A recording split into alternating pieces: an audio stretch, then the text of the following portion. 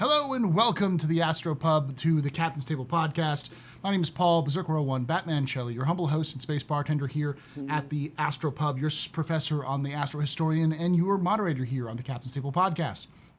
This is a podcast that is now 9 years, almost 10 years old. Yep. You're old, dude. I am old. We're all old. We're all old.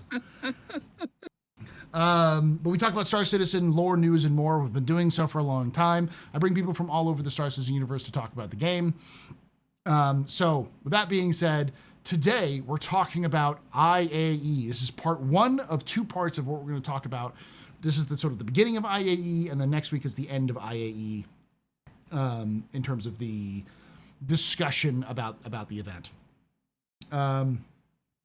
With that being said, before we get started on the discussion about everything that's going on, I'm going to start with Mr. H.C. Vertigo, the Sultan of Stanton.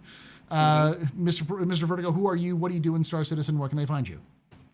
Oh, well, I do a lot of Star Citizen streaming here on Twitch and YouTube now.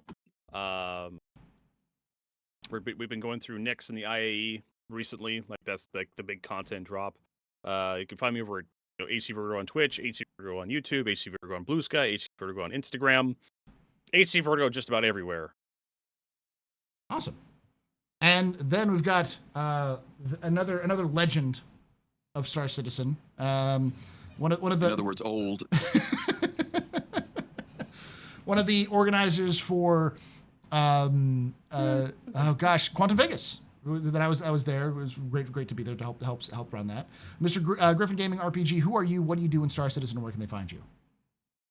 Hey, good evening or afternoon or morning to everybody. Griffin Gaming with the Soul Citizens, one of the co-producers there. And as always, happy to be here with HC Vertigo and Paul. It seems like I always land with this group. So I don't know, maybe it's a thing that always supposed to happen. But I'm happy to be here today with you guys to talk about IAE.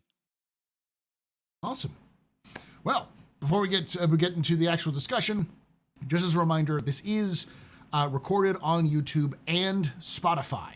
So Spotify will get its version first. So that should be up tomorrow from this recording, and then on Monday will be this will release for everybody else, and then on like Wednesday, the part 2 will release the second part. So this is, if you're watching this live, we'll be doing a discussion. We'll take a short break, and then we'll be moving on to a question and answer session. And if you do enjoy this, make sure you are following us on twitch.tv/theastropub. Subscribe to us on youtube.com/@thecaptainstable-podcast. We do this on Saturdays at 4 p.m. Eastern, 1 p.m. Pacific. Would love to have you come join the chat live. With that being said, let me make sure everything is good. Oh, I forgot to hit that button, of course. I forgot to hit the YouTube button. So the YouTube is actually live, but I forgot to move the chat over. So I'll just have to kind of monitor the chat there.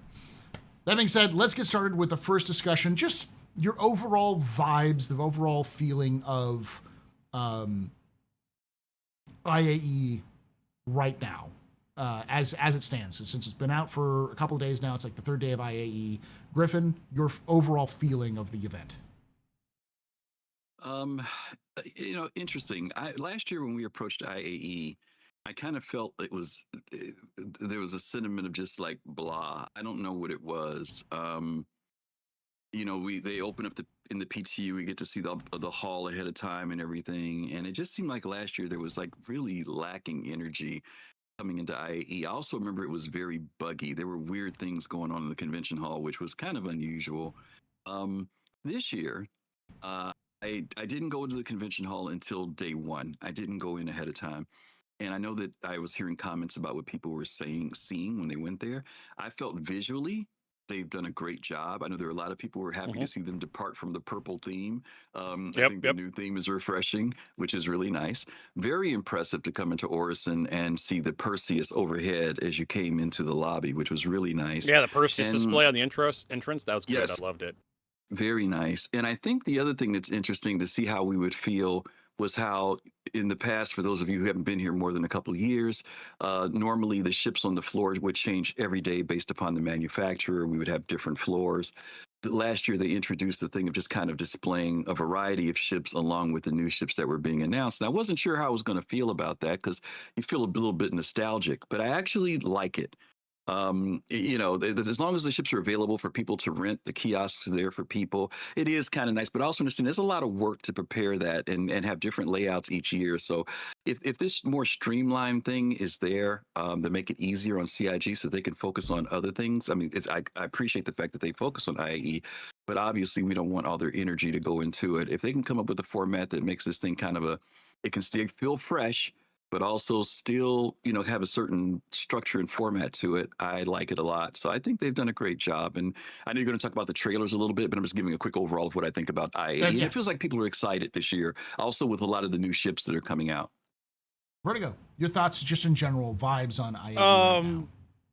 It's kind of like more of the same from last year. I'm going to kind of be contrarian to Griffin over here. That's totally fine. That's why people. Yeah, like that's why we like. That's why we like you on, because you can come in and ground us white knights as we run out into the field. Run out to the field. I do like the Perseus display at the entrance. I wish that was available for like exploring it or something. Like you immediately walk in, you see the Perseus, you can walk like a scaffolding or something, get inside of it. But you have to go into the actual expo hall to get a bit.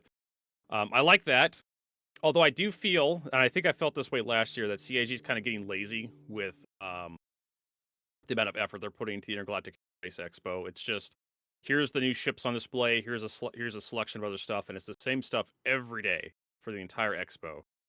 And you can come back and you can rent new stuff if you want to, but you gotta keep that in mind. I really kind of the same way with like kind of a here, but it kind of goes in the same feeling, kind of like not putting a lot of effort into their content. But yeah, the fact that it's not the expo halls aren't flip flopping, and they made a lot of money. It's like the money's there, but just the willingness isn't quite the same, right? Gosh, let me pull that up real quick. We don't have. I want to say something. I want to agree with Vertigo about one point he mentioned. I don't think it's a contrary. I think it's a really good observation. One of the things about the floor changing is that it did drive you to go back to the convention center, which was nice. And so now, if you don't, like you said, if you don't put that mental thing in your head to go over because they've changed and to go to the kiosk if you want to rent stuff, probably a lot easier to not think about that or forget about it, in fact, versus when the ships were changing. It did kind of drive people to the venue. I agree with that. And I don't know, like I'm not a video game developer, but I have done like some modding work for a few games. I've worked with like the Halo Forge editor for like Halo 3 and whatnot, setting up spawn points for stuff. Like how difficult is it to like set up spawn points? Apparently extremely difficult, because every time I go to the Intergalactic Aerospace Expo, there's always something just a little off. This year, as Griffin Gaming pointed out, there was like bugs last year, like rolling out. This year, we found like a bunch of debris like spawned in the ceiling, and it was different depending on who was looking at it. Like I had one person with me, a viewer. We were getting ready to head to Nick's, but we stopped by the expo first. And he pointed out it was like chunks from a constellation. On my screen, it was chunks from a different ship, and I'm just like, "Heck's that all about?" Really? But yeah, you kind of see that, and it's like, are they really putting a lot of effort into this? There was a couple other little tiny things I saw. It was just like, are we just kind of slapping stuff together and just like not even bothered to quality check our work and just kind of shoving it out there? Slapshod. Yeah, I don't know if that correct word, but it's just good enough. Man, I used to work for companies that sold used equipment, and you send like this equipment you get it for a trade-in or something, like a scissor lift or a boom lift or something, and send it to a paint shop, and they pay like just the least amount of money you could imagine for a paint job, and you get it back from the paint shop, and they have like flies like painted over. Like the old decals would be painted over. You could clearly see where the old decal used to be, and like at least I know where to put the new decal. It's like right there. We call it a 20-foot paint job. Yeah. You close one eye, you don't get too close, and it looks just fine 20 feet away. Get close. But as soon as you get too close to the piece of equipment, you start noticing like the runs, the flies that have been painted over, the old decals underneath the paint. And it's like, whatever. It's not my business. I will. But I say, kind of noticed like a little things like that in the IAE. I think. Go ahead, Paul. I think you're right. In my opinion, generally speaking, I feel like this is a serviceable use of time because the same people who would be building those halls are building like missions and locations Or levels or in levels. like Squadron 42 or Yeah. content for us to consume out in the verse. Yeah, they're doing other things, and it's much better for them to do that than this. But I do wish they would take some of the things they've learned from this, and then maybe when they get instancing into the game, they can have instance halls for each manufacturer, so you can, and rotate that out each day, so it's a little bit less of a. I mean, they could do drain. that right now. Like, they could just build a platform that has a bunch of levels on it and just lock the levels off and not spawn anything in them. They could. They did They did that for like one of the first intergalactic aerospace expos where they had different halls you'd travel to. They would unlock like the Drake Hall, or unlock the Origin Hall. Yeah, but I think the reason why they don't do that is simply because the hit on the servers is too high. And I think because they tried to do the rotations this time last year, so like the IAE last year, they tried to do the locations, and it broke because they were trying to do 2 at a time. And I think it was because of dynamic server, or because of server meshing, because they were trying to get that server meshing tech online. I think now that they have server meshing mostly online and they're working through dynamic, I hope that next year they'll take this element where like there's always one hall open with all the new ships, and then individual halls for each ship manufacturer, because there is something that it gets you coming back to the floor so you can see the new ships, but B, it gives new players an idea of just how many ships there are and the size differences from the tiniest little vehicles to the gigantic capital ships. That gives. And there's one thing Go ahead. I want to interject. I like how CIG put out display models for ships with not the default skins. One, you're pushing sales, which is upsale is always a good thing in any company, especially like I said, I worked as a mechanic, and upselling customers was something that was part of my job. Where it happens at all dealerships, working cars, trucks, whatever, where you're trying to look for stuff that you could sell to the customer. Whether the customer wants that work done, that's up to them. I don't care. That's a service writer problem. I see like your tread's worn out or something, your brake job, it was steering alignment or whatever, battery box needs to be replaced, come and lose some shit. Mm-hmm. I'm gonna write all that stuff down. I'm gonna send it to the service writer, and they're gonna try to sell some extra work. And one problem I had was a long time ago, my org leader bought the Pirate Gladius, which you got from completing Pirate Swarm and Marine Commander.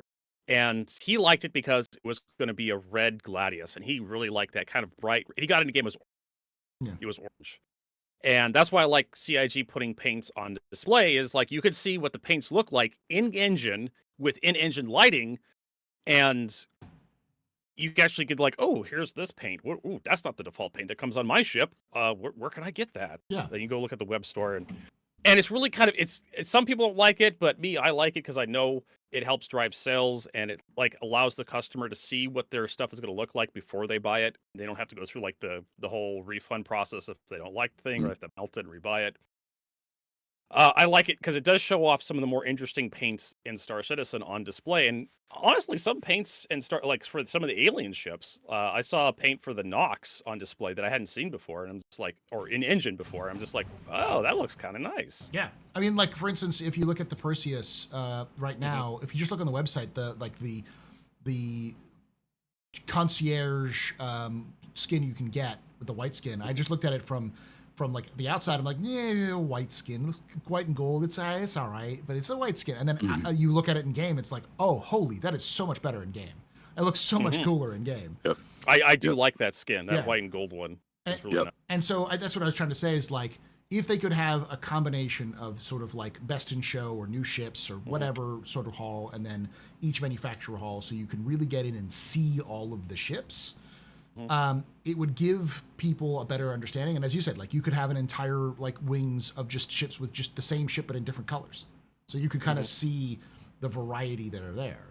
And that sort of thing I think helps a lot with really giving, which is what these, in my opinion, one of the major points of these events is to get new players into the game. It is a new player experience. Like, hey, welcome, free flight, come in, check it out. And there's a awe to seeing the breadth of like Drake alone. Drake with its 20 ships, everything from a tiny like hover vehicle and like little cargo transporter to the massive the caterpillar and eventually the ironclad and the kraken. Like that would be a very impressive display for a person who's just getting into the game, because they're like used to sort of games like, oh yeah, I got a little fighter here and there, this is great, to be able to be like, this is a fighter, that's a capital ship, and you go, oh, the scale is actually real, it's not like fake. Yeah, especially when you're allowed to climb through the ships. Yeah. Right? Actually see them on the floor, walk up to them, enter them, walk around inside of them. You get it's a little different with certain games like EVE Online. You really are detached from your ships. Even like Elite Dangerous, when you can actually exit your ship from a rover, you really don't appreciate it. Star Citizen, when you actually get out of the ship and EVA around it and then get inside and you start walking around, you start realizing that, oh wow, this Drake Clipper is actually kind of big. Like, you have to like move through the inside of it. I'm telling people about the drops that are available on Twitch right now, so hold on.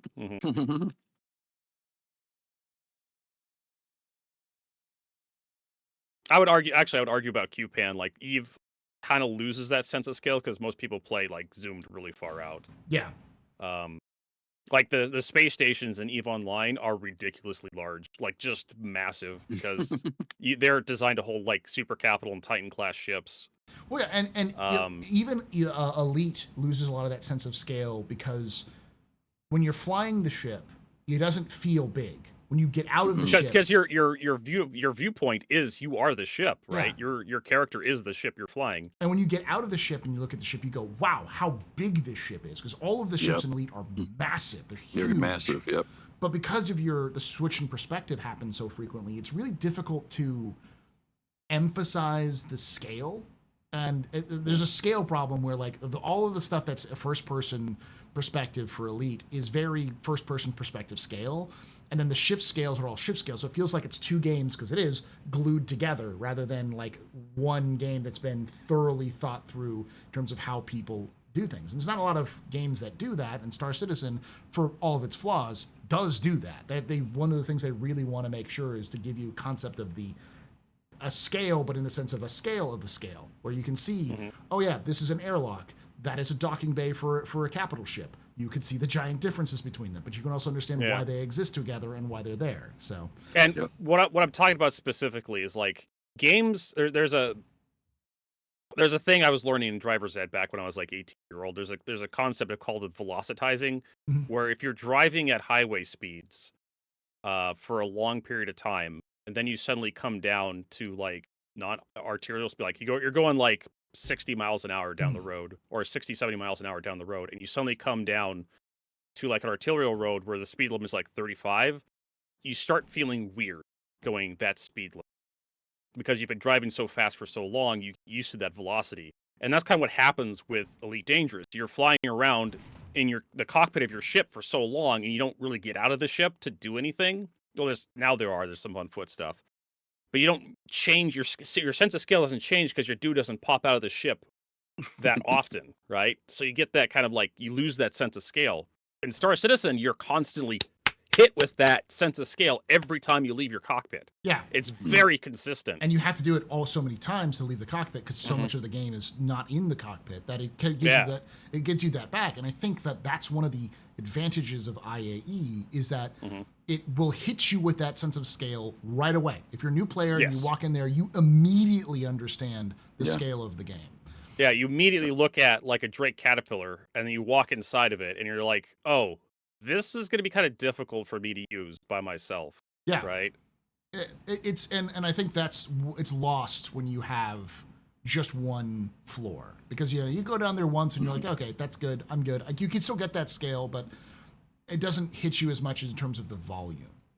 And I could roll this concept back to like other games too, like Wing Commander Privateer, one of my favorite games. Is like, you go buy ships in like Wing Commander Privateer and some other games that kind of do the same system. It's like, what's the difference between this ship and this other ship? Like, one's cost more, but in Star Citizen, like, you walk up to the ship to rent at the Intergalactic Airspace Expo Hall, and suddenly you realize just how big the ship is. You realize how small it is. You realize, how many decks it has, and you kind of get a feel for a ship when you're standing in it. walking around beside it. Just what it's going to take, right? Yeah. But anyways, that's the point I wanted to. No, I agree, and I think they're like, but I do think that there's also something different.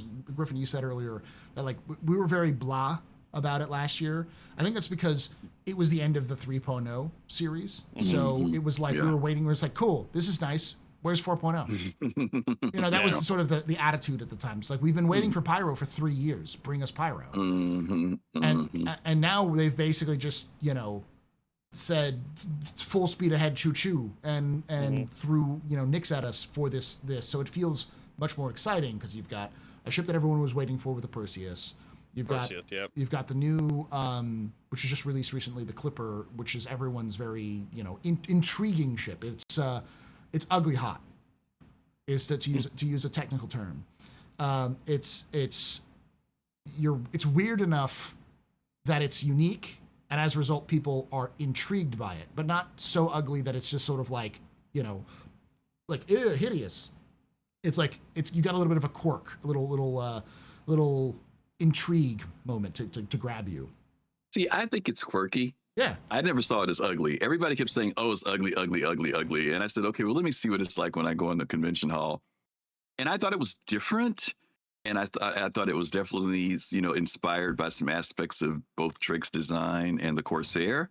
I was impressed when I went inside of it, but I didn't think it was ugly. I just thought it was different, kind of like the Sayulan to me. It's different. Yeah. That's what I saw it as. I know a lot of people put it on the ugly vote, though. They really did put it on the ugly vote when they first saw it. I think a lot of people I've seen say it's so ugly, I love it. It's right. It rubs off on you, right? It's Drake. It's like the 400i. Yeah. For me. Yeah, it's like the 400i when I first saw it, but I love it now.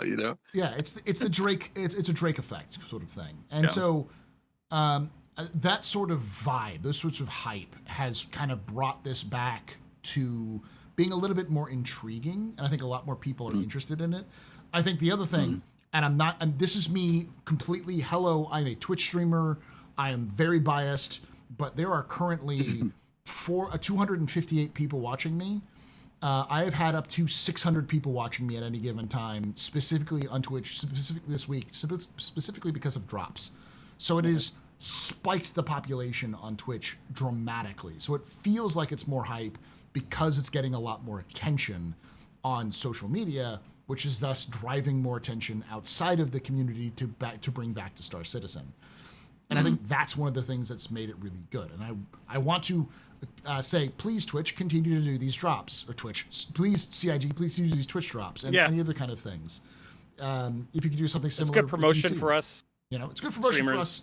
But it's good for them, too, because it draws attention to it. And it makes the hype more often because people will go, well, I don't watch Twitch, but I'll watch it. We'll go put it on so I can get my armor. And I've had people in my chat who've been like, wait, it's been 6 hours? I was on here for 4 hours. I'm going to dip, but I enjoyed myself. I like doing this. I enjoy these community members. What's going on? So, I think it is more positive, but I still like everything. I think there's room to grow, and I think CIG is in the path of hitting the right place. Yeah. Now, let's go with the negatives of this. If we can find any more negatives. I'll start with you, HG Vertigo, on this. What are some of the other ones? Oh, man. The negatives of the IAE. Obviously, performance issues, crashing. The guy I was playing with the other day, Rob Taub, he was crashing constantly. I was doing just fine, right? Getting into Star Citizen. We also had CIG having to hotfix the patch. Of course, had to be hotfixed because they had people who were infinite loading screens or just couldn't even join. Usual technical issues, and I'm tired. I get exhausted, right, by this kind of crap where it's just like, oh, Star Citizen Alpha, we just expect this stuff. Why can't we just get the stuff done? Why can't we finish it off? Why can't we get it fixed? And moved on so we can stop having new patches release, and just having people not being able to log in, right? Or people just infinite loading screens. And of course, it always comes back to, well, CIG's they're developing a new netcode or something. It's always excuses, right? Same excuses I've heard for the same 13 years, going on 14. Yeah. Just so exhausting. Griff, negatives.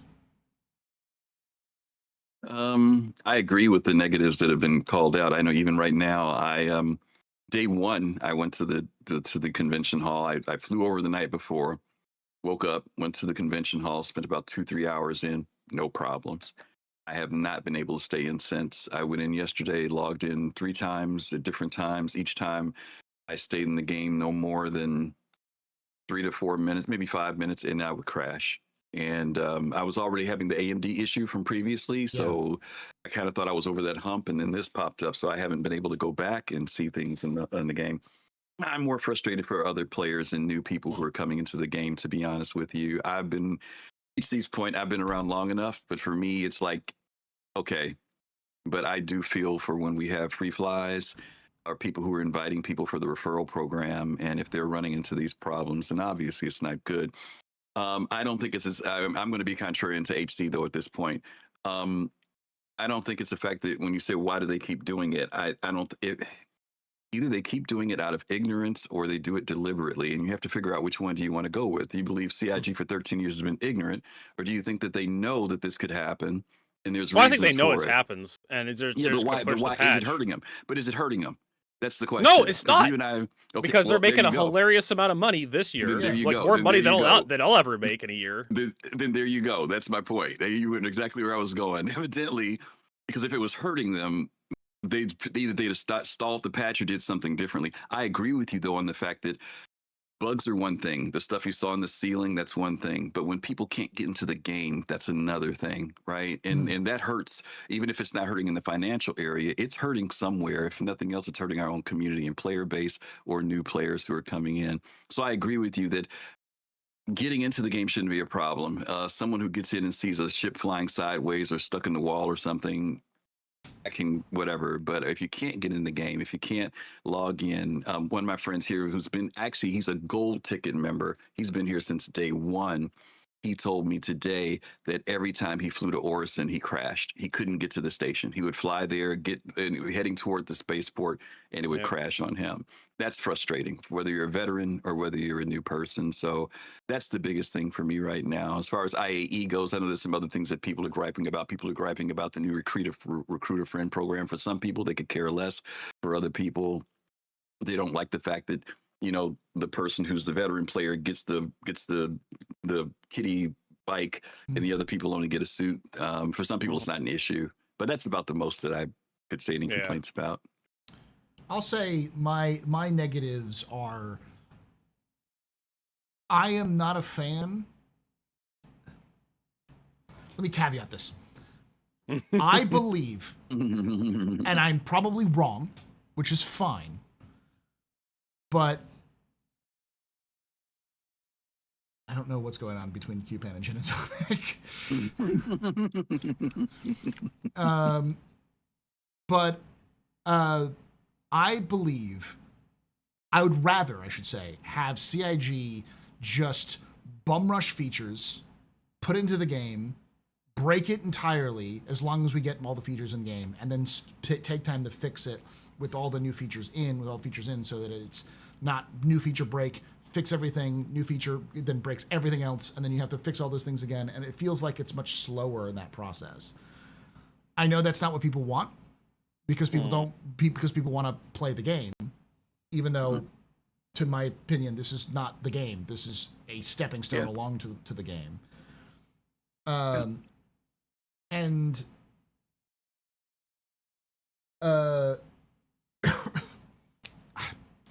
basically, right now, the problem is that CIG's rush to push the patch, just the patch always goes mentality, means that no matter what, you're getting buggy games, buggy patch. But they're still like hesitant to drop features. So like, I applaud CIG for dropping 1/3 of the Nix system the same time they're dropping IAE, which is, hey, you're gonna break everything, go for it. At least you're having something new. But and with 4.5, they're looking to drop, engineering and all that kind of stuff, so it's very much the same way. But I also know that like, by this rush, this patch always goes mentality, push, it is going to make the experiences of the people you're trying to get into the game in the first place, horrible. Like, you're going to get people to come in and be like, oh, I've heard this game's a lot better than it used to be. My friend said it's a lot better. And they get in and everything's broken. They're like, cool. So they were lying to me.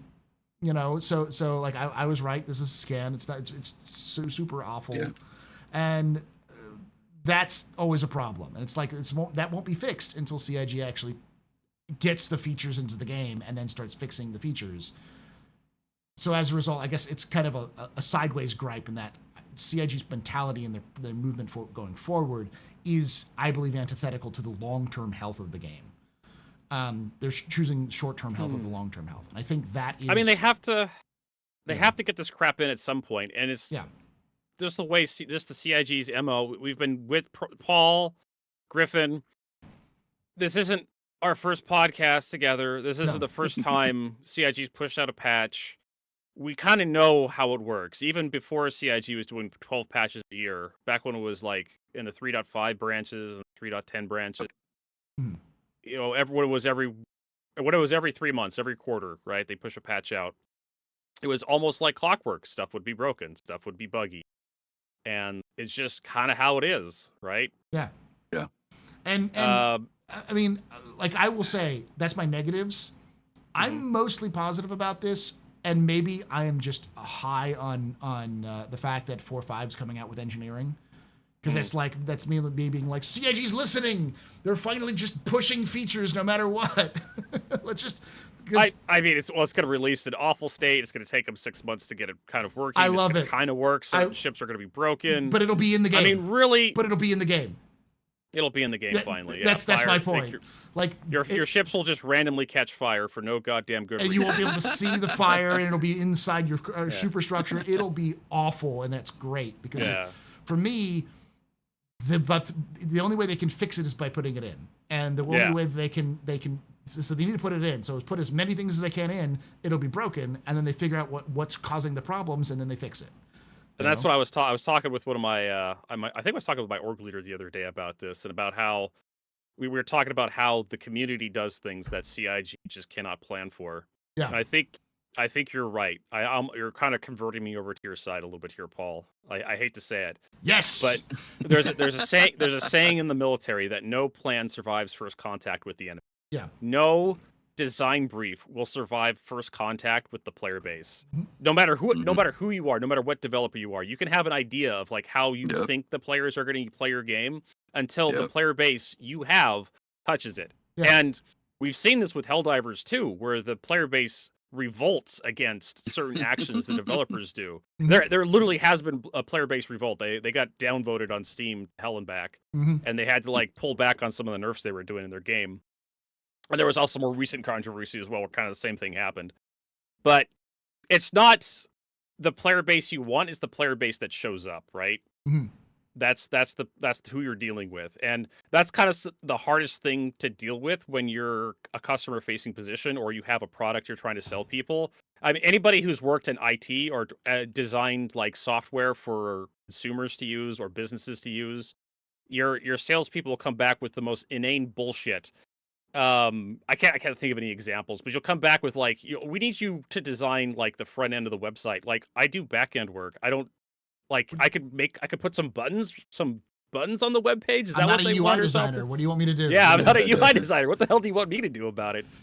Like, it's gonna look like garbage, but that's kind of what happens. Like the player base that you have that shows up is the player base you have to service, and how they play your game. And right now we have that in Star Citizen, where we're having like what is it? RTX, real money transactions, are starting to become an issue. People are making a hilarious amount of money, billions of AUC in their accounts somehow. Doing player trades. There's a bug where like I ended up with like 200 million UEC somehow. Because I was doing those hunt the players missions for the end of that last group. Oh, that was free money. But the thing is that there was a bug where instead of it was like 10 million UEC or something like that for that mission, and instead of or it was several million UEC for that one. Instead of it paying out equally, it was just giving me all the money. No. Oh wow! So I believe it. So I basically ended up with like several hundred, like 200 million UEC that I just showed up in my account.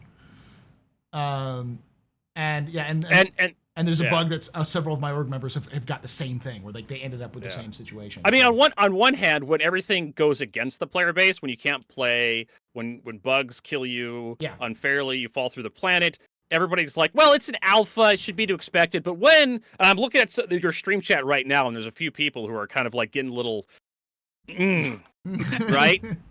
And when you somehow benefit from a bug in Star Citizen, whether it's accidentally or unintentional that CIG could fix, somehow it's an alpha. And like, no, we have to ban the person who's using that bug to enrich themselves, right? Yeah. And it's just like, to me, it's like, it's an alpha. It doesn't fucking matter. There is no in-game economy. There is no player economy. There is no balance in the game. If players have billions of UEC and they're selling them on eBay or something, or they're selling the medals on UEX and they have billions upon billions of credits, that's a CIG problem in my mind.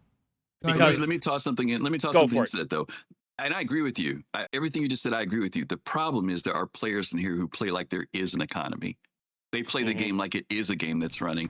And so you get that group of people who don't look at it as, well, it's just phony money. It's monopoly money. They look at that. I mean, you and I both know there are people that go out and spend money on eBay trying to get freaking alpha UEC, right? Yeah. Yes, So yes. some of these And they're people, selling, CIG is selling UEC on their web store. Yeah. Like, it's a terrible conversion ratio, but it's there. And I keep having to point that out to people, that people forget. And ships are worth a lot. They're selling armor, right, on the web store. Yeah. How about those people who paid that big money for the kitty back in the day? We'll talk about that later on too, right? On eBay. So it's one of those things where, like, a fool and his money will be parted, right? You buy Alpha UEC, it gets wiped. But if you're buying Alpha UEC first, oh my God, Paul, we are getting into the weeds right now. Do you want to go here? Yeah, right. We'll get let's get back onto IAE stuff. I think. Yeah, let's. Like, there's a whole other podcast we're talking about here, folks, but we have to kind of focus. Sorry, we're doing some moderation. I'm glad you self-checked yourself because I was seeing where this is going to go. But can I say something real quick too? You asked about likes and changes. I don't know how you guys feel about this, but one of my friends pointed this out to me the other day. You know, many of us have been griping about the whole, and HC, you kind of hit on this, which is why it popped in my head. The whole playable now thing, it disappeared. Now it's just play SC. Yes. So I'm wondering, you know, if we noted that. And to me, I've always had an issue with the playable now thing. I always felt like they had to figure out some better way to say it. I don't know. How do you guys feel about the play SC now? Experience playable now. Experience Star Citizen now. Yeah. Something like the concept of experiencing it. Yeah, something. Right. Easy. Yeah. I've always said experience or explore. You know, explore Star Citizen. There you go. Yeah, yeah, I like that. I unironically, not sarcastic. I like the idea of explore Star Citizen because I consider Star Citizen right now more of an interactive art display that you load into. It's a you sandbox. Get to play with a little bit. Yeah, it's a sandbox. If you don't seriously try to play Star Citizen, like if you just log in and kind of try to like play with a little bit, it's actually a lot more fun if you don't take it real. Right. The thing about saying test, y'all, is because we're a tester, is that nobody wants to be a play tester. If you mark it up as explore or experience, then people go, play says ready, finish, let's go. Yeah. I don't care how you word it. Nobody wants to be for gamers. You know, if you say play, that means we're ready to do it. You know. Yeah. There are people out there who are generous enough with their time that they will do unpaid play testing for a project they are very passionate about. But there's been plenty of times I remember where developers have been trying to get people interested, not just Star Citizen, but like I bring up the example of Overwatch back a couple of years ago, where Overwatch developers, Jeff from Overwatch, made a post. Yeah, remember he used to do videos for Overwatch on YouTube's. He was making a post begging people to play on their test server so they could test out balance changes, because that was one of the very contentious points of Overwatch was like, oh, this character is overpowered. Oh, this character is underpowered. And it's like they needed data, right? They needed feedback. And they just didn't have enough people playing on their test servers to give them the breadth and depth of the feedback and the experience and the data sets they needed to know that they were heading in the right direction. And Star Citizen's going to have that problem too. It's one of the reasons why they just push it to live, because They don't have they're enough not people going on to. PTU. Yeah, you don't have enough people on the PTU, because a lot of people, the vast majority of people, don't want to do unpaid work. Yeah. And people complain about the bug reports on the issue council too. The people I go to the issue council and type up "this is broken," and I give you maybe a clip from my stream of like what happened. I try to give you a description. Some people don't even do that. Yeah. They just like they'll type Crash. out this Game crash. Yeah. Game crash, and they'll Fix it. give you like a screenshot of the crash the crash number. And this is what you get when you don't pay people. Like, Yeah. you just get volunteered work. Sometimes you get sub-quality work, but hey, that's what you paid for. Like, you didn't pay a goddamn thing for it. But yeah, that's one of the reasons why CIG is just kind of pushing stuff out, because they don't know exactly what's going to break until it meets the player base. And I think that's a good example of, like, I think a good way of wrapping up the, like, negative side of things. I think that's one of the negative sides of IAE, is that is we are full bore experiencing the patch always goes with this IAE, where there are significant problems with people even getting into the game. So it sets a bad first example, because we've always known that like free flights have always been buggy. Free flights have always been problems. They're always the worst times to be in the game. But there's a difference between I got in the game and the game is buggy, and I can't even launch the damn thing. You know? Yeah. Which is why it's a problem when you have someone who says the game has gotten, there's so much to do, there's so much to see. Yeah. And then you come with that, and then you can't get in. Yeah. So it doesn't mean that there isn't more, or something else hasn't been added, or there's a new feature. You just can't even go see it because you just can't get into the game. And that's frustrating for people, because if somebody's pumped them up and told them, or they saw the trailer, right? They saw something, oh, wow, they've added some new stuff, or they heard somebody talking about it. Maybe they watched HC playing, and HC's experience was flawless while he was on his stream, but then they get there and, they can't get in. And that is something that is legit. I don't know. It is I swear to God, it's like the Bermuda Triangle, but it actually exists. There is something about streaming Star Citizen by yourself into an audience that just makes it so much better of an experience. And then when you start adding other players, or you have other people who join your chat and like, Vertigo, how are you playing right now? It's like, I don't know. I just push the button to launch into the game and I'm in. Like, some people just can't even get in, or some people keep crashing all the time, and it's just like, you guys are having problems. Yeah, that's because you're on the streamer server, don't you know? Yeah, exactly. Server for yourself. Like, it's the Bermuda Triangle. It's like the streamer servers exist. I swear to God. We're the Illuminati, the Star Citizen Illuminati. All right, so let's talk about a little bit about the ships and the trailers themselves. I'll start with you, Griffin, on this. Perseus, thoughts on Perseus and the trailer? I know somebody's not going to like when I say this. And, I know, man, there's always been the controversy about CIG and their marketing, but I can never take it away from them for their marketing. Those trailers and stuff they put together are just the bomb. And this one I loved because they reconnected it with the Polaris, with the captain and everything, which I thought was really nice. And I noticed that too. Yeah, the captain of the Polaris is the same one from the Polaris commercial. That was so cool. And then the reveal at the end, which in case somebody hasn't seen it, I won't say it. But when they introduced that, it definitely brought questions to my mind.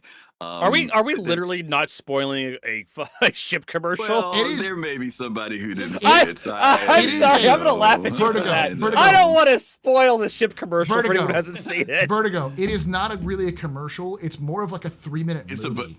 It's like a movie. It's like a little mini movie. Yeah, it's a little bit more. And it also in part. It also connects to the Polaris trailer and the Idris trailer. The Polaris. Watch the Polaris trailer, the Idris trailer, and then the Perseus trailer, and they're all one story. Yeah. And I think that's what it is. It's just that the marketing for that is opening up this whole idea of what we're getting ready to go into with Nyx and everything. So it wasn't just about the Perseus. It was kind of bringing, and then on top of that, psychologically, there was also this dynamic of where does the Perseus fit in relation to the Polaris? Because the Polaris was the flavor of the month before. Yeah. And, whenever these ships come out, there's always like people feel like that ship that they bought doesn't have value anymore. But they didn't do that necessarily, especially after they did that speech about 3 Perseuses blowing up a Polaris. I think there were some people who were feeling a certain kind of way. So the commercial to me kind of balanced that out a little bit. So I was excited about the trailer for that one in particular. I thought, and I don't own a Perseus, but I thought it was done very well. Any thoughts on the ships in general? The Perseus? Yeah. I think the Perseus, I said this before it even came out. I said, I believe that the Perseus will be the perfect ship for those who are into combat military that is manageable. There are all the other ships. I like the Idris. I like the Polaris. But to me, if you've got a small group of people, you can. And the Star Lancer tack was kind of moving in that direction, but it missed it in some areas. But this one, to me, and I'm talking about specifically for combat. I'm not talking about. Listen, I watched a streamer the other day try to cram an MTC in that thing for 5 minutes. They were breaking the cannons off of it. I'm like, okay, guys, stop trying to put the MTC inside the thing. Yeah. But I think that for what that ship's role is, for the people who are orgs and people who want to get involved in using that ship with the hammerhead and stuff, I think that ship is going to be great. I think it's going to be really great for those folk. Vertigo. I love the design. Love the design inside. Love it. Vertigo, same question. Your thoughts on the Perseus and the Perseus trailer? Perseus trailer, I think was serviceable. There was some goofiness at the end with the Vandal ship that showed up, and everybody's like teaming up to fight the Vandals. Whatever. I was kind of like rolling my eyes. I was rolling my eyes at that. Well, you didn't roll your eyes at the slow motion. Yeah, what happened to fire? Dreamers with their dreams? You guys are getting old and crotchety. Yeah, you're probably right, but I love it. I thought it was a corniness. decent commercial. Just overall, like it wasn't the best commercial I've ever seen. It wasn't like the Eclipse commercial or what was the one before the Eclipse? The Ballista commercial where it was running back. Basically, it was like the Ballista and the Eclipse commercial were like one was running back behind the other one. Or the Warlock commercial. Remember that one? Mm-hmm. Where he disables the entire seal. Yeah, he disables the entire. But it was serviceable. Like there was a kind of a cringy part at the end. Fire slow motion. Yeah. Yeah, that part was cheesy. I agree. The Perseus is a completely serviceable ship, and as Griffin, I'm gonna agree with Griffin here on this one. If you're a smaller org, a group of people, 3 to 4 people, like you could fully man that thing.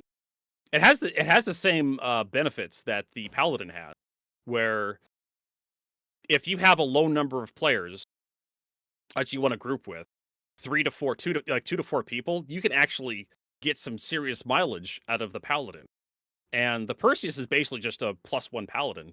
Yeah. Or a +2 or +3. It's a lot bigger than Paladin. But if you have a group of yourself plus 2 friends, you could pretty much activate the whole Perseus.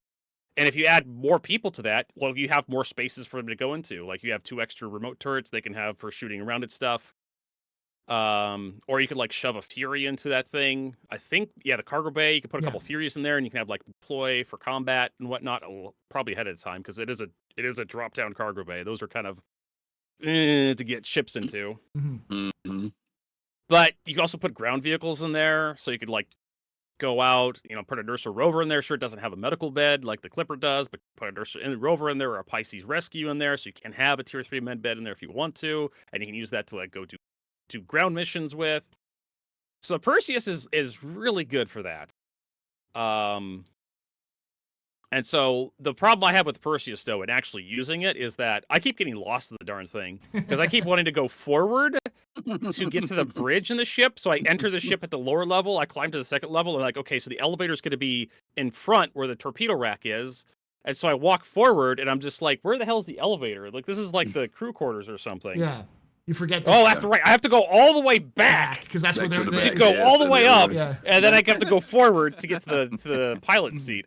So it has a little bit of the problem that the Starfarer has in terms of navigation for when initially, and the Polaris has a bit of this too, where you get to like one of the turrets in the Polaris, and you have to remember which way you have to turn to get to the pilot seat. Wait, which way is the cockpit again? Yeah. Even though CIG and the when they talked about the ship talk.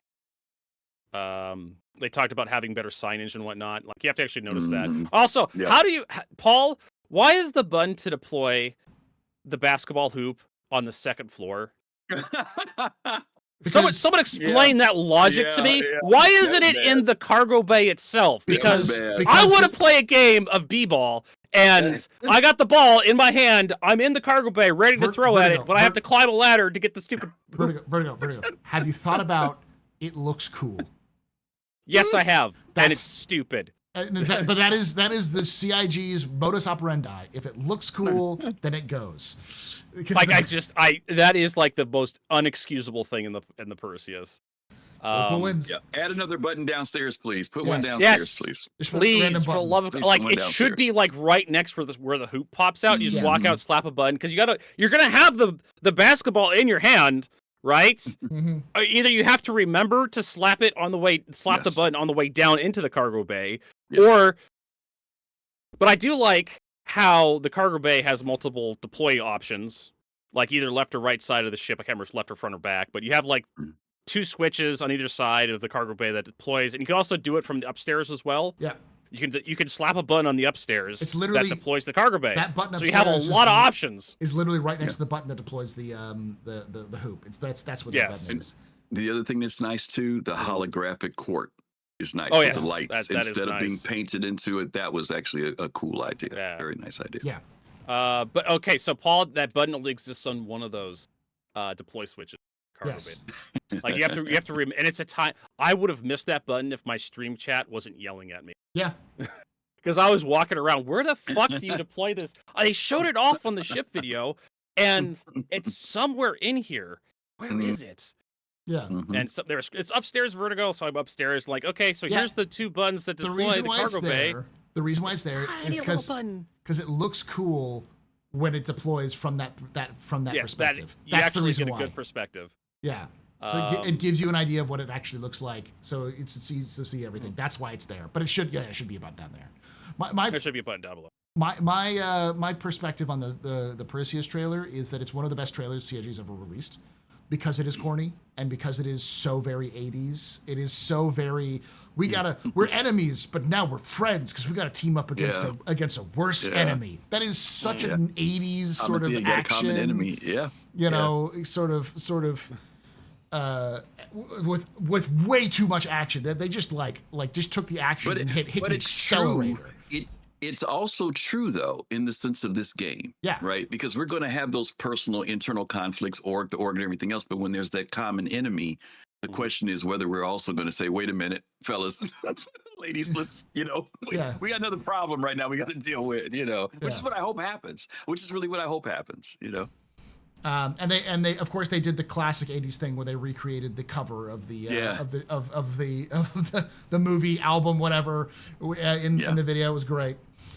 And the reproduction of the I think that's what Stakuro's talking about. The rim. Remember the still of the Perseus cutting? That's what you're talking about. Yeah. Which was cool that they did throw that in there. It was kind of good that they did that. So cheesy, but good. It's cheesy, which is great. And I love the fact that it's all connected together. They've been doing that for a lot of things. Like for instance, the Golem goes through a bunch of different different trailers, so they're all trying to tie these into a trailer cinematic universe of some kind, which is so dumb, but I love it. But the ship itself, I've loved the Perseus ever since I bought it originally when it first came out for concept. I've always thought of it as a ship that's designed for that 3 to 6 people like sweet spot of combat. It also highlights the need that CIG has for looking for group social features. They need to have that so that people can be like, oh yeah, we got to do this bigger mission. Like say the current mission for the Vandul mission where you have to go in and fight the Vandul and the Shattered Blade and stuff like that. That one that's released for this patch. You have like a fully crewed Perseus and you join that mission with somebody else. You can be like, oh, okay, I can join this mission with these people. And so then you have those people who are maybe like individual fighters can have a Perseus that's like 4 or 5 people, but the Perseus could do it on their own, but it probably is a little better with some extra fighter support. So it's one of those ships where it is a party ship in the like D&D, RPG style. It is your party ship. It's a ship where all the party gets to do things. And I think that is something that the game needs. It needs more ships like that. The Connie Court sort of was like that, but it's like, go get in a gun, kind of thing. Whereas this one is like, if you get in a gun, you feel like you have the power of Zeus, like you just get these big honking guns. And even like the turrets, the support turrets, because the guns, the turrets on the guns themselves aren't very effective. Those other ones are a little bit easier to maneuver. So you actually feel like you're covering the gaps that the big turrets cover. So, let's go with the other one, which is the other trailer, and then we'll talk a little bit about the Ox after this, but the Clipper. Have you seen the Clipper trailer, Vertigo? Mm-hmm. Yep. What is your thoughts on the Clipper trailer? I thought it was very underwhelming, in the strongest sense of the word. Like it, I don't know, like John Wick level character. I don't like the Clipper. I played with a little bit today, and I was just like, it's climb up and down ladders. The elevators are kind of weird. I just don't like the Clipper. I think it's ugly. I'm gonna be with that. I'm gonna be one of those people. All right. And just in general, your thoughts on the Clipper is just you don't like it? No, I don't like it. It's really big for what little it does. They could have taken out the medical bed. They could have taken out the fabricator, and you could have had a much smaller ship that would have been a little bit better. But yeah, the price tag it has on the web store for what it does, for how it feels to get around the thing. It's like 150. It feels like it should have right? been, $150 is more than the Cutlass. I looked at the trailer and it's just kind of vibes. It's just like, you got some music, chill music going in the background. You're just kind of going around doing stuff. Not really anything specific. You're just doing a bunch of stuff. Yeah. I didn't like the commercial. Griff, your thoughts on the commercial and the ship itself? I think this is a good example of HC Vertigo just said about Star Citizen. And it's the fact that there are going to be some things that people don't like, some things that people do like, and the universe is big enough for both of them. It doesn't mean that either one of them is wrong. I liked the commercial, the trailer they did for it. I liked the exact same things that he didn't like were the things that I did like. So I think that, but it's not for me. One of the things I think you're talking about us being the old guys here. I was sharing this with some people in my community earlier. There's another generation of people behind us who are viewing this game in an entirely different light. And they will see ships like the Salvation, the Clipper, and be so excited, just like we were when we saw the Hornet for the first time or the Avenger for the first time. The difference is that they have the options that we didn't have. When we came up back in the day, if you wanted a ship, you had to buy it. There was no rentals. There was no buying in game. There was only one type of type of ship. Now you've got people who've got a freaking Vulture. They've got a this or that. They got multiple things. And if they like the freaking Prospector, they can go that way. If they like the Salvation over the Vulture, they can go that way, which is what CIG said they wanted to do. So whether it's because aesthetics, or whether it's because of the layout, or whether it's because I don't like the way the wings come out of it, that's cool. Everybody can have that, but I guarantee you, mark my words, the ship's going to be popular. It's going to freaking fly out the window, even at the price point it is, because it's going to offer something that a lot of solo players have been asking about, because the solo players have been feeling left out recently and wondering because of all this multi-crew buildup, which has always been there, by the way. It's just that multi-crew's finally coming into fruition. And they're saying, where's our place in the universe? And CIG specifically marketed this ship to people who want to feel like, I don't have to rely on everybody to do some of the basic things in this game. And here's an entry-level ship that if I want to craft, or if I get injured, or if I want to carry cargo, or if I want to put a little bike on it, that they could do that. This started with the cutter, and now they've expanded it even further. Because I thought when they said they put a med bed on this thing, my head almost blew up. But I was like, you know what? I look at what they're doing now, and that ship's not for me. I have no interest in it, even though I like it. But there are going to be other people who are going to think that ship is the perfect ship for them, and they're going to grab it and go. I agree. I mean, for me, that's what the commercial and the ship itself, because the commercial really does. CIG has gotten better at making commercials. Like they started out being good at making commercials, and they're somewhere in between like the old commercials and the new commercials, where they just kind of phoned it in. I'm guessing right around when Squadron 42 work got really heavy, like 2016 to like 2020. Well, the whole idea of ship commercials was like, especially initially, was like for them to sharpen their claws. Yeah. The trailers for like the cinematics Chris Roberts wanted to do. Yeah, it was test for the cinematics teams. Yeah. And I think once those cinematics teams moved over to Squadron, the people who were left in charge of it was the marketing team, and they're like, what do we do? And like an example of this is the Nursa trailer. The Nursa trailer is awful. It's one of the worst trailers they've ever done. It was an attempt at trying to bridge the gameplay, but it just doesn't make the gameplay make sense because it's so of the patch rather than of the feel. And and as you were pointing out perfectly there, Griffin, the solo players have felt like this game is getting away from them, and they're like, we don't have a space in this anymore. This is all going to be a multi-crew game. And CIG has always said, no, you can still do solo play. There's just some things you won't be able to participate in without other people. And this ship is just solo player the ship. This is them saying, you want to be a solo player and do a bunch of things, buy this ship. And yeah, that's why it's so popular, is because it is the ship for the solo player.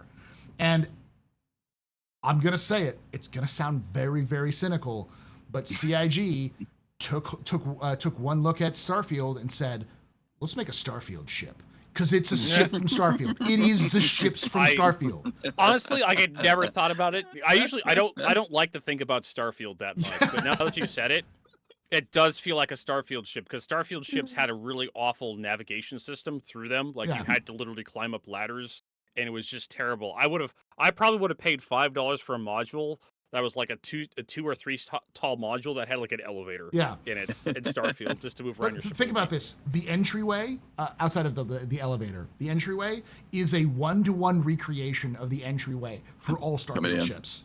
Yeah, that's crazy. Well, you had like 2 or 3 choices for like how you're going to enter your ships in Starfield, and it was always a ramp. It was always a ramp to an open area with a ladder that you climbed up into the ship. Yeah. And then all of the sections were modules, and like the side cut view makes it look exactly like a player built Starfield ship.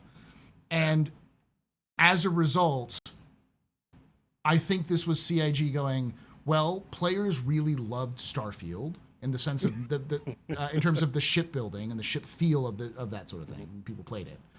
So let's take that as a basis for building a Star Citizen ship for solo players.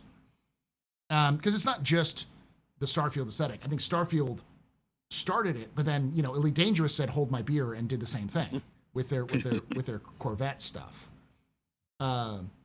So, like, I think I would be very surprised if there wasn't some Starfield influence in there, simply because that entryway is a 1-for-1 recreation of the Starfield ships. It might be a situation of like convergent evolution, where just so happens that makes the most sense. Or maybe they hired one of the devs that worked on Starfield. He's like, I got this. Did I say something else? I meant No Man's Sky. Yeah, it's No Man's Sky. No Man's Sky. So, it was the other one that did it, not Elite. Yeah, that's funny. Mercury Star Runner's an Elite ramp into a ladder? No, because it comes into a cargo bay. And then there's a ladder you can climb up, but it also has the option of doing an elevator. Just nobody uses the elevator too. It's like, why do you have an elevator when you can just you can literally like scamper up it. You can use mantle up it. So my point being is, I have no interest in this ship whatsoever. The more I see it, the more I'm like, just not my ship. It's not my ship. No. But it's not my ship either, but someone else can enjoy it. There's going to be a lot of folks who enjoy it, because it is that sort of rugged, independent solo ship. And that's what the trailer was all about. The trailer was all about, are you tired of seeing loud people around you? Do you want peace of mind to go do what you want to? Then here's the ship where you can do whatever you want. Everything you want, sort of thing. It's the modern recreation, if CIG were to make the Cutlass today, they would have made the Clipper. The Clipper is just the Cutlass, but for Star Citizen that we're getting, not the Star Citizen that was planned. Does that make sense? Yeah. So, last we're going to talk about is the Aux, because that's just recently come out as well. Have you all had a chance to... Oh, we'll also talk about Talking Ship before we move on. But, Griffin, your thoughts on the Aux? Great companionship to the Golem.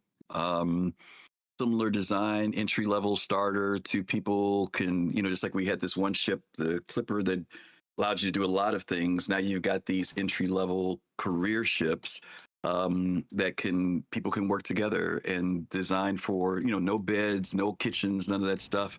Just out there straight for work, do what you got to do for that day, make your money, and bring it home. When I used to play Eve, I've always ran two characters, a brother sister character, and one would be mining, the other one would be running stuff back and forth. And I did that just as me playing by myself. But there are plenty of people who will, when they need somebody to come pick up some stuff, people have been out mining. Can you come out here? Quick attachment. We learned, a lot of folks learned that from ships like the Raft. Slap stuff on there and go. Real straightforward thing. I think it's a great accompaniment. Those two ships being together, spinning off of each other for people who want to play that way for industry. Cool, entry level. Some people don't like the entry level um, chips because they think they're too narrow, but there are some people who come into the game knowing what they want to do. I'm one of those people. I knew I wanted to come in and do exploration in industry. And so if that ship had been available back in the day, would I have bought it over a prospector? Probably. I know there's people who might have been saying otherwise, but I would have probably started there. And then there are going to be people who they're not sure if they want to do something like that. So they'll say, let me start here instead of spending $150 for a prospector or whatever, the vulture, whatever, 70, whatever it is. I'll start here and they can migrate from there. It's just like we migrate with any other ship. So I think it's cool. I think the Ox is, like I said, a great companion to the Golem, or for whatever else you want to use it for. You know, it's CIG said they would have other types of ships that do the same thing. So if you want to compare it with a Raft, the difference with the Raft is you get to take some friends with you. You got some bed and a kitchen on it. This one, if you don't need that, you pay a little, half the price, not half the price, but 2/3 of the, or 1/3, was it 50%, 60%, 70 price? And you get to be able to move boxes around. So that's it. Awesome. Vertigo, your thoughts on the Ox? It's basically a competitor to the whole series, right? External cargo loading, one person ship, no frills, so it's pretty small form factor. Mm-hmm. And basically a fat MPVT, right? Yeah. I think it's fine. One thing I say to CIG is that, hey, just take a ship that already exists and then have a different manufacturer pick it up and do a different, kind of this more same but different kind of thing, right? And so this is basically like the Misc Hull A or Misc Hull B in a Drake form factor. Yeah. And it's fine. I'm probably not going to get one. Probably not going to own one. I have plenty of cargo ships that I fly already. I don't need another cargo ship that I'm not going to touch that kind of crap up my ship list when I go to spawn my ships at the ASOP terminal. But I think there's going to be people out there who are going to enjoy it. It's two 32 can SCUs, so 64 SCUs potentially. Mm-hmm. But you can hold two 32 cans, which the whole A can't do from my recollections. I think the whole B may be able to do. Possibly. I think it's only 24 SCU for the whole B. Cans, okay, yeah. It may, and so, depending on how they build it, because they are redesigning it, it could end up being 16 like the A. So yeah. So if you want to haul 32 cans, like I think you have to step up to a Shiv. But that's like a Shiv could hold one 32 can. A Freelancer I think can hold one. And I think a Freelancer Max can hold side by side. Yeah, you know, two. But usually you have to step up to a much, much, much more expensive ship if you want to haul 32 can. Or the Raft. The Raft is like ubiquitous now. Everybody's got one, it seems, after like for stand. It was, I mean, CIG right before the resource rush updated the Raft to actually be useful, and everyone's like, cool. Yeah. That's now one of the best ships in the game. So.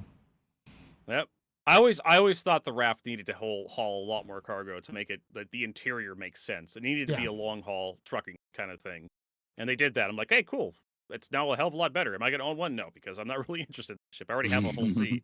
Not a Hull C. I already have a Herc. I have a Herc C2. So it's like, that's my hauler. But I think the Golem, the Ox is a decent ship. I don't like the paints on it. Yeah. I think the paint. Really? They talking ship with Jared and John Crew. They talked about how well the Golem takes paint, and I'm just I look at the paint jobs on the website, and I think I looked at it in the game. I'm like, this is terrible. Like there's so much greebles on the exterior of the Golem, and I don't think CIG could figured what greebles needed to accept the paint, and it just looks very splotchy. It's like you have like this little part of it that's red, and then you have a whole bunch of black and gray greebles, and then you have another little red splotch over there, and you don't get a lot of nice flat sections. That's one of the reasons I don't like the Polaris exterior a lot that much. I think same with the Perseus. The Perseus needed some nice flat spots to accept paint and like decals and whatnot on it. The Perseus especially has way too much, but there's just way too much surface detail for like an artist to work with, to like have a nice little splotch of color to put on there. I mean, that's me, right? Yeah. That's one of the complaints I have for Star Citizen. Yeah, as Griffin said, and I first heard this from Tomato, which is like there's going to be ships and things you don't like because there's going to be things that other people like. It's part of that thing. I'm looking through some of them right now. I don't see many. Are there others paints other than the Golem paints? Because they're all Golem paints that work with it, right? Because all the Golem paints. They said during the ship talk that they work with each other. I'm seeing the Sunstruck, the Flashpoint, the Strongheart, the Gray Steel, the Coalheart, the Fault Line, the Keystone. I can see sort of like where that comes from. It's just very. Some spots are just very dark still. It's still very metal. Whereas like where it should that's be kind of like paint. my problem with like a lot of Star Citizen ship paints is that CIG likes to leave a lot of negative space, where it's just a lot of black and gray with like a little splotch of color here and there, and it's just like. And especially the Greebly ships, like the Golem Ox specifically, the Polaris, you can't get a lot of detail out of that. You can't read a lot of shape because of just how Greebly the ship is, and the shadows in space or even in planet where you're like in twilight or sunrise, sunset, or even like full light. Unless you have really good lighting all around the ship, you don't see a lot of those little hoses and the pipes, and, the greebles, essentially. You don't really get that stuff to pop out until you're really close to the ship. And a lot of that has to do with, like, they just paint everything black or gray, Battleship gray. And that was one of the big complaints I had for the Polaris paints that came out recently, was that it was just, the entire ship is Battleship gray, or the entire ship is blue, slightly grayish. And if you just painted, like, you could read shapes a little better if you just, had some special highlights that went. Like the Perseus paints. Oh my god, the Perseus paints are so good. They're amazing. Like not even like the white and the gold one, which is the Meridian paint, I believe. That looks great in game. It looks fantastic. That looks great in game. But all the other paints for the Perseus, I'm gonna find another one. There's the one where it has like the tip of the ship is red. Red. That's the one that's the standard one you saw. I like the one that's like sort of like a blue yellow and black sort of thing. I'm looking right now. I have all of them because I'm like. I think there's only one I don't have, which is like, the Insight paints. Yeah. The Insight paint allows you to see like the shape of the ship a little bit better. And then of course you have like the Heron paint, which is really good. The Dreadfire paint is kind of bleh. That's the kind of paint I hate, where it's just like you have like just the entire ship is like gray or black or something, and you have a little bit of red on it. Yeah, I think that's the one I don't have is the Dreadfire, because I'm just like, yeah. But the Resilient paint is also really good because you do have highlights around the ship to kind of like give you like, here's this wingtip, here's the sorry, I'm gesticulating too much.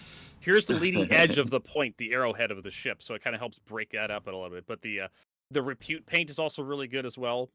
Yeah, because you can definitely see the front of the ship and like the Repute. Yeah, the Repute makes it look good. I don't like the Flintlock, and I don't like the Resilient is okay. I think I have the Resilient, but I don't like the Dreadfire. Yeah, the Flintlock again. What I've talked about. You have lighter gray with like a darker gray in the back.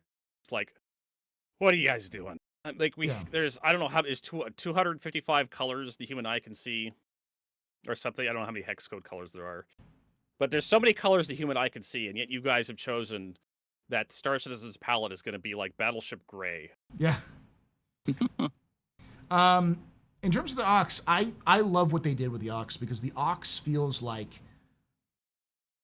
Drake is one of the few manufacturers where its lore and its design have just beautifully melded into one solid, cohesive story.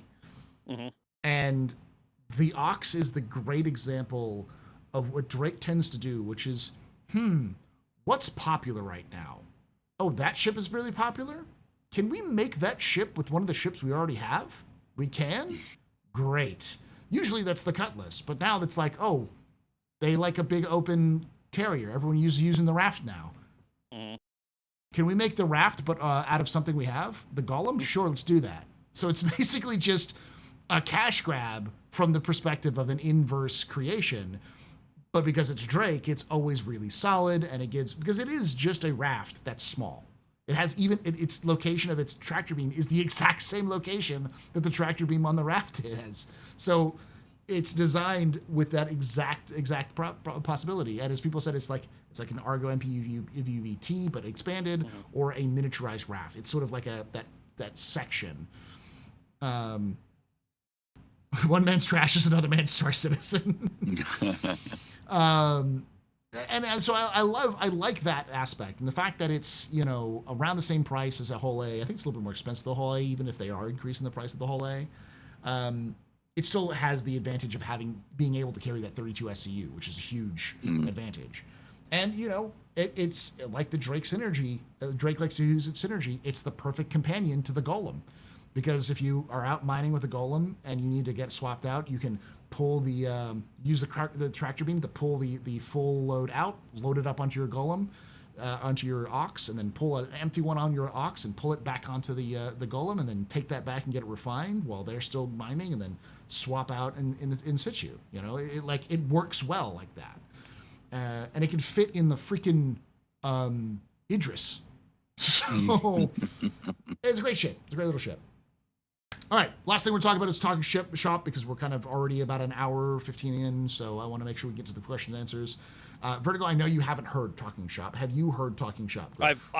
I've heard a bit of it. I spun some up while you were on your break before they started the podcast, and it was like, oh boy, so it's like the radio programming I used to avoid back in the high school. Yes. Any thoughts on it, Vertigo, other than that? I mean, just like the little bit I listened to, I was just like, I can understand why some people don't want to listen to stuff, but give it to CIG for trying something new. It's basically like talk radio. Yeah. That shock jocks and I mean, they're trying something new, right? They're trying to like supplant the actual good stuff with Jax McCleary was like the fan favorite for a long time, and they're trying to like, okay, what do we have? We don't have access to the cinematics team. The animation team. Yeah.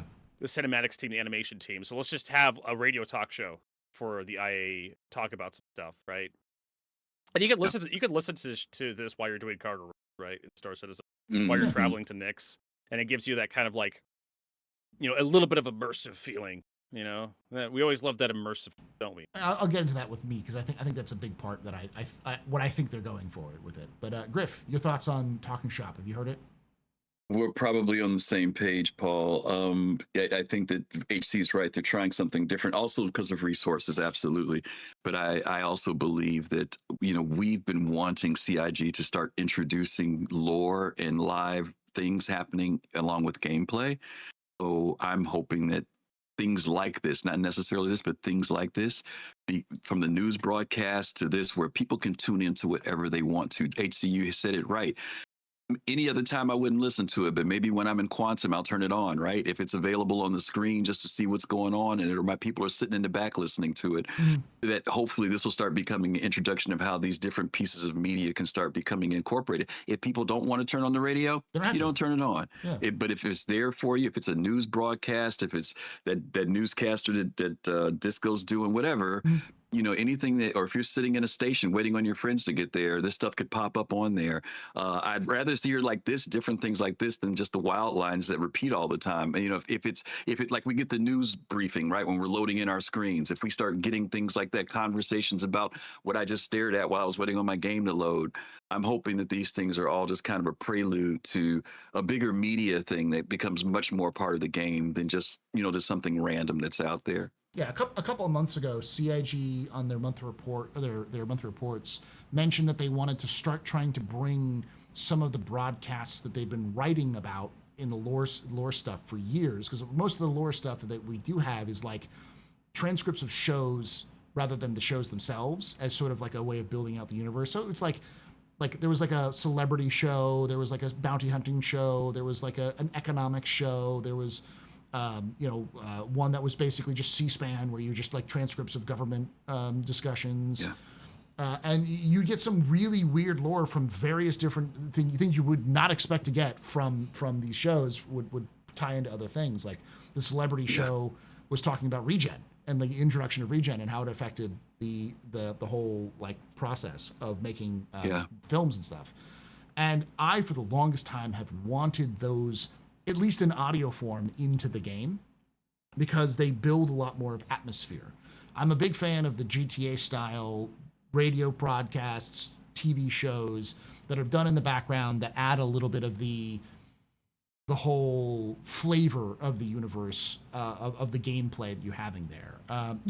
one of the most fondly remembered things of the modern Fallout series is like Three Dog or Mr. New Vegas or all of those like radio shows you can pull up. They're all optional. You never had to pull them up, but people will reference them all the time because they were there and people listen to them. They like listen to them in the background. Yeah. So like that is one of those things where CIG could do it in a very good way to really bring up the immersion into the immersion. But also to like tie you into the game, tie you to understand what's going on around you.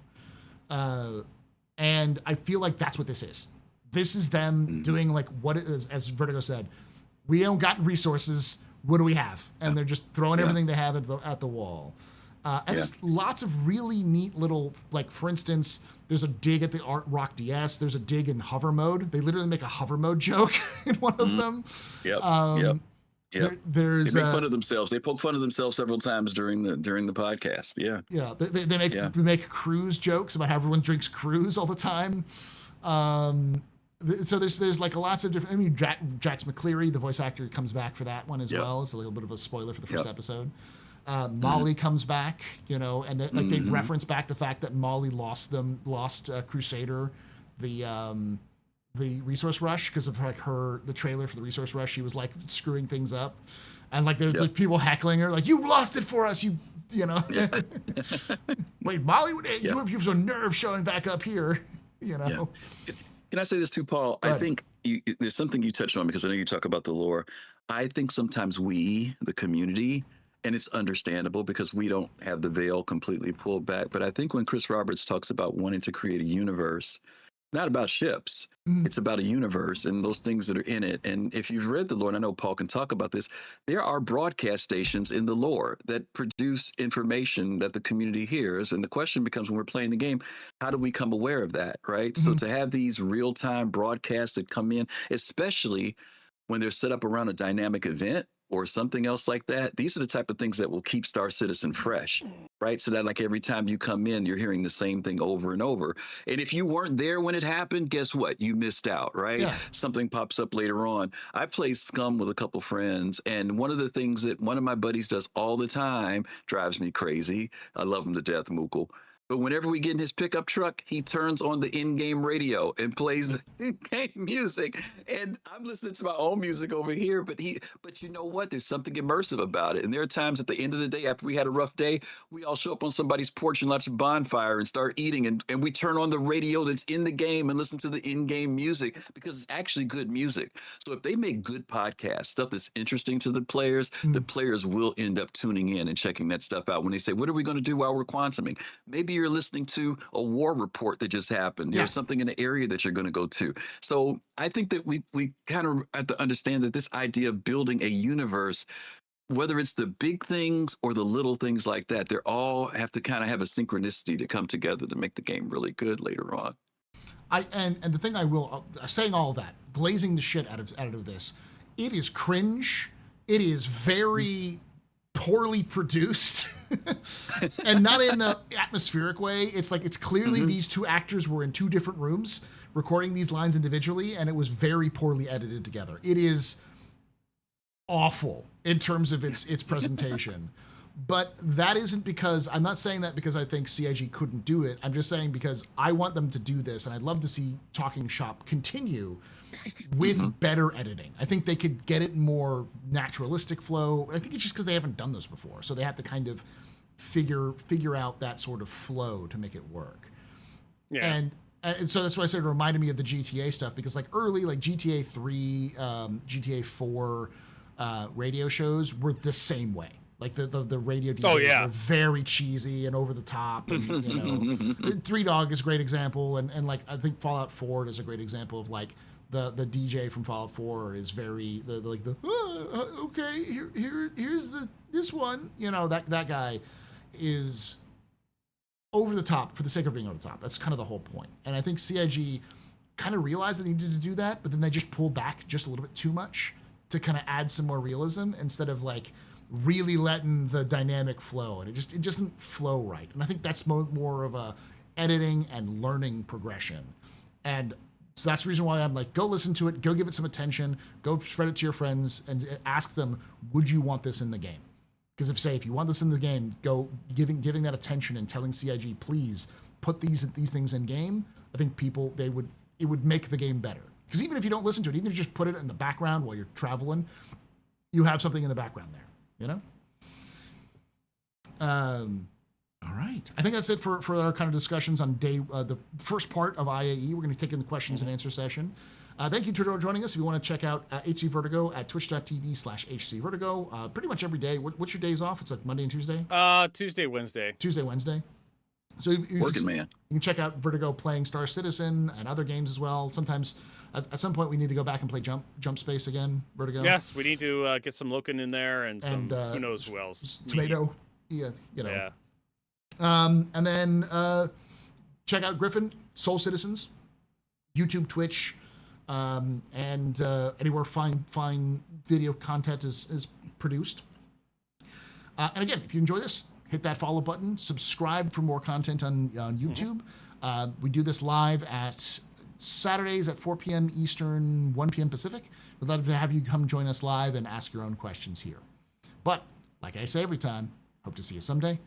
The Black.